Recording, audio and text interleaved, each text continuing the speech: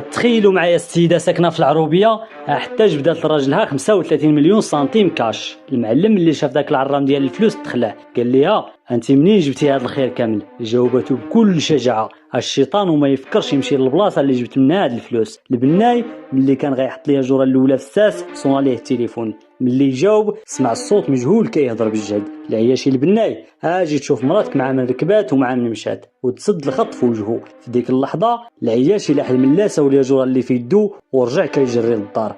العرق نازل ليه من جبهته. دخل وصلت الباب بالجهد ما لقاش مراتو، طل من السرجم الكبير ديال الصالون وهي تبان ليه جايه وتما فين غادي تكون الصدمه الكبرى. شاف مراتو نازله من الطوموبيل فاخره ديال واحد خينا وجايه كتجري لداخل الدار. ولكن قبل ما نكملوا القصه الاخوان ما غتخسر والو الا درتي بارطاج القصه مع الاصدقاء ديالك وكتبتي شي تعليق زوين بحالك ولا علق انت غير بالرقم 2.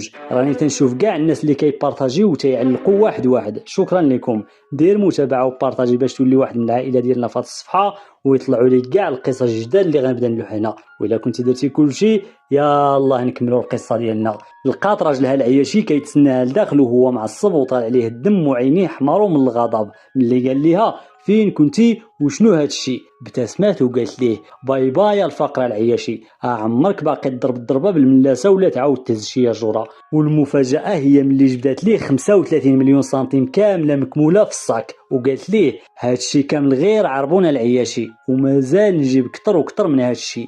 العياشي تصدم بقى غير كيشوف ديك 35 مليون اللي قدام عينيه وقال ليها وهو دايخ انت فين مشيتي؟ قالت ليه البلاصه اللي مشيت ليها الرجال وما يقدروش يمشيو ليها. تخيلوا معايا السيده شنو دارت باش جبدات ديك 35 مليون في نهار واحد.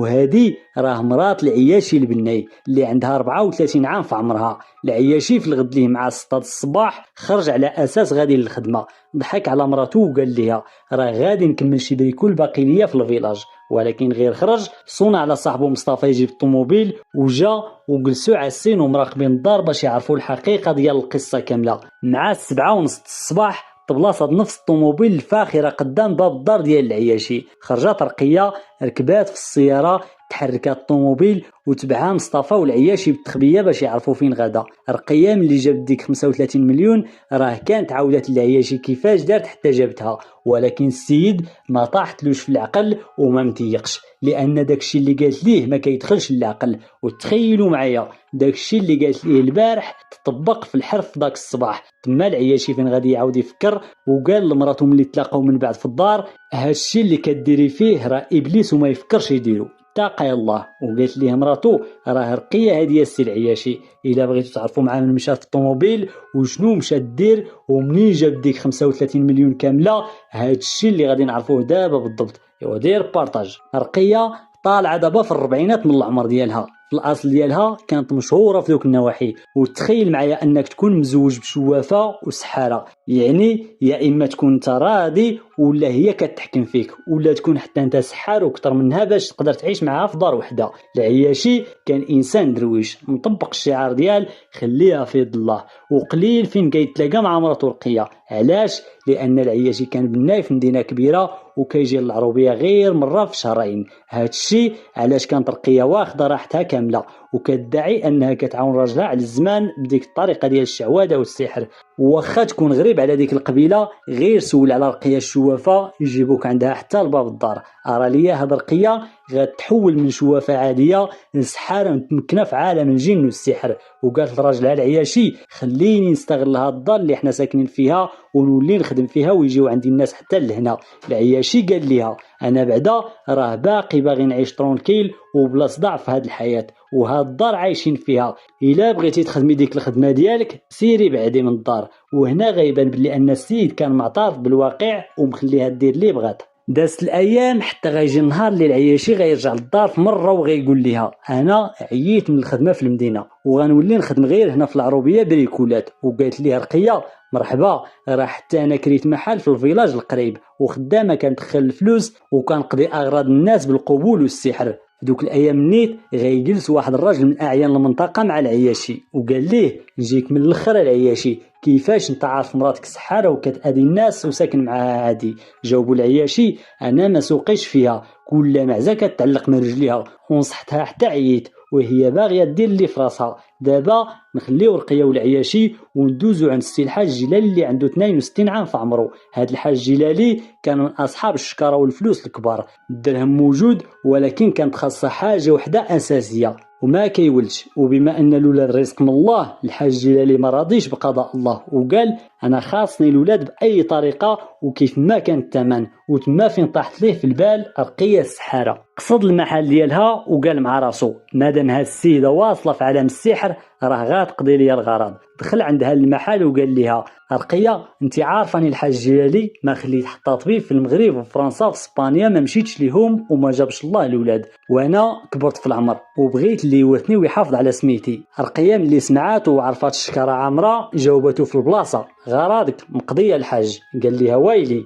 قالت ليه كون هاني ولكن الثمن غيكون غالي بزاف. قال لها انا ضمني ليا الاولاد والفلوس ما تضربيش ليها الحساب. رقيه كانت غتطلب غير مبلغ عادي في الاول، ولكن ملي شافته مستعد يعطيها اي حاجه ضربات داك الثمن اللي بغات تقول ليه في الاول في اضعاف مضاعفه وطلبات ليه 35 مليون سنتيم وشرطات عليه يجيب حولي وفروج كحل يقدمهم كقربان وكتبات ليه شي طلاسم في ورقه وقالت ليه من بعد يومين تجي وتجيب معاك هادشي كامل. نرجعوا لنهار الواقعه. العياشي اللي تبع مراته مع صاحبه مصطفى بالطوموبيل شافها ركبات مع الحاج جلالي ومشاو للمقبره المجاوره ديال الفيلاج. دفنوا تما دوك الطلاسم والقربان ورجعوا في حالاتهم. مصطفى صاحب العياشي ملي رجعت رقيه للدار مشى للمقبره بالتخبيه، حفر على داك الشيء كامل اللي دفنات رقيه، شعل فيه العافيه وخرج عليها. ودازت 5 شهور 35 مليون سنتيم خسراتها رقيه كامله في اللباس والمظاهر والخوال الخاوي وما بقى عندها منها حتى ريال. والحاج جلالي ما ولد ما صور والو والفلوس مشاو.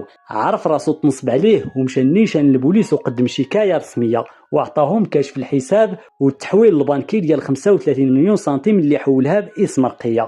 ومن بعد بحث والتحريات لقاو القبض على رقيه الشوافه. وفي الوقت المحاكمه العياش يرفع عليها دعوى الطلاق وهي وسط الحبس وتطلق منها نهائيا. رقيه مشات للحبس بعامين نافذه والحاج جلالي مشات ليه 35 مليون في الخوال الخاوي. وهنا غادي نقول لكم الاصدقاء بلي هذه القصه تسالت ولكن غتعطينا واحد العبره كبيره بزاف اللي هي طريق الحرام والشعوذه والنصب على عباد الله نهايتها ديما تتكون ما مزياناش وخايبه. وخصك تعرف بلي اللي كيمشي عند السحاره والمشعوذين باش يقضي الاغراض ديالو راه بينه وبين الدين غير الخير والاحسان، وهذاك راه شرك بالله. الفلوس كتمشي والكرامه كذلك كتمشي، الرزق واي حاجه في هذه الدنيا بيد الله بوحده، لا شوافه ولا سحار يقدر يغير القدر. وانتم الاصدقاء شنو الراي ديالكم في هذه القصه ديال اليوم؟